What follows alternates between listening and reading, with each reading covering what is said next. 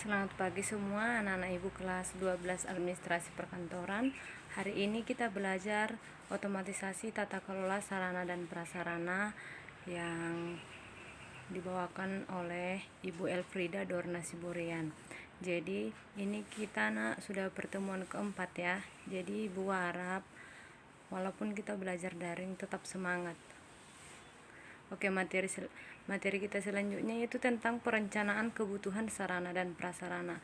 Di sini harus kita tahu dulu apa itu pengertian dari perencanaan sarana dan prasarana, yaitu sebagai berikut: keseluruhan proses perkiraan secara matang rancangan pembelian, pengadaan, dan rehabilitasi.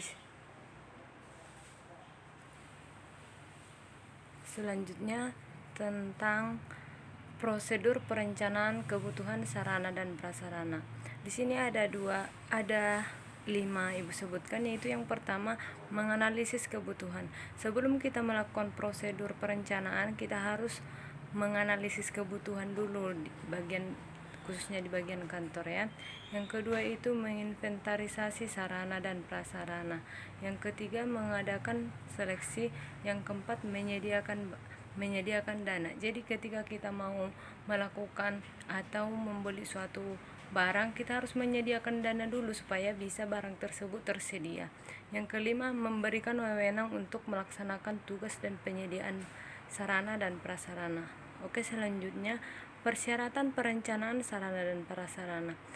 Jadi di sini ada persyaratan perencanaan sarana dan prasarana, yaitu menurut Jati Julian Triasi. Yaitu yang pertama realistis. Jadi harus nyata dulu apa-apa saja yang disediakan dalam prasarana tersebut. Yang kedua ekonomis. Jangan kita memilih barang itu terlalu mahal sehingga membutuhkan banyak biaya. Yang ketiga fleksibel atau luas. Yang selanjutnya partisipasi.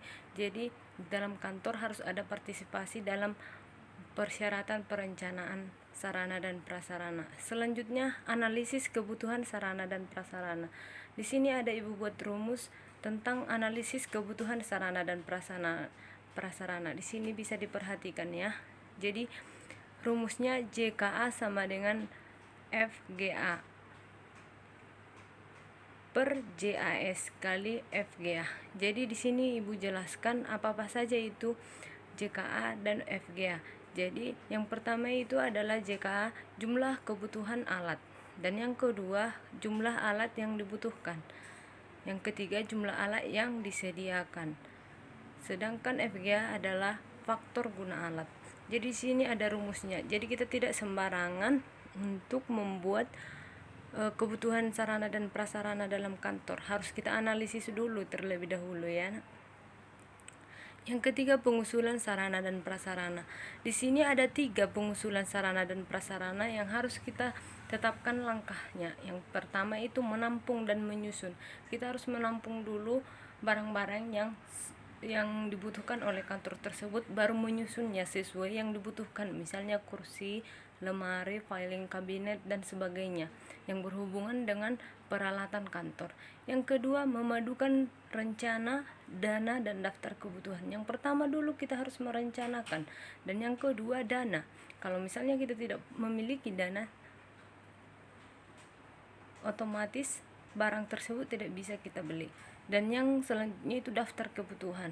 Setelah kita sudah menyediakan sarana dan prasarana dalam kantor, kita harus membuat daftar kebutuhan sehingga apabila diperlukan suatu saat ada bukti yang sudah aktual. Yang ketiga itu menetapkan rencana. Setelah langkah yang pertama dan yang kedua sudah selesai, baru kita menetapkan rencana mau dibuat di mana barang tersebut. Oke. Di sini ada Ibu berikan tugas, itu yang pertama sudah Ibu sediakan materi tersebut, itu dicatat semua poin-poinnya saja yang sudah Ibu buat di dalam PowerPoint-nya aja ya nak. Jadi yang kedua coba Anda buat daftar kebutuhan tentang barang yang terdapat di kantor saat Anda PKL dulu. Dibuat dulu daftarnya ya nak. Jadi Ibu nanti bisa menganalisis apa-apa saja yang menjadi kebutuhan di dalam kantor ketika kalian mengadakan PKL dulu. Yang ketiga, apa yang menjadi syarat pengusulan sarana dan prasarana? Kalau kalian perhatikan video ini tadi, sudah Ibu jelaskan apa saja yang menjadi syarat dalam pengusulan sarana dan prasarana. Oke, sekian dan terima kasih. Ibu ucapkan selamat pagi.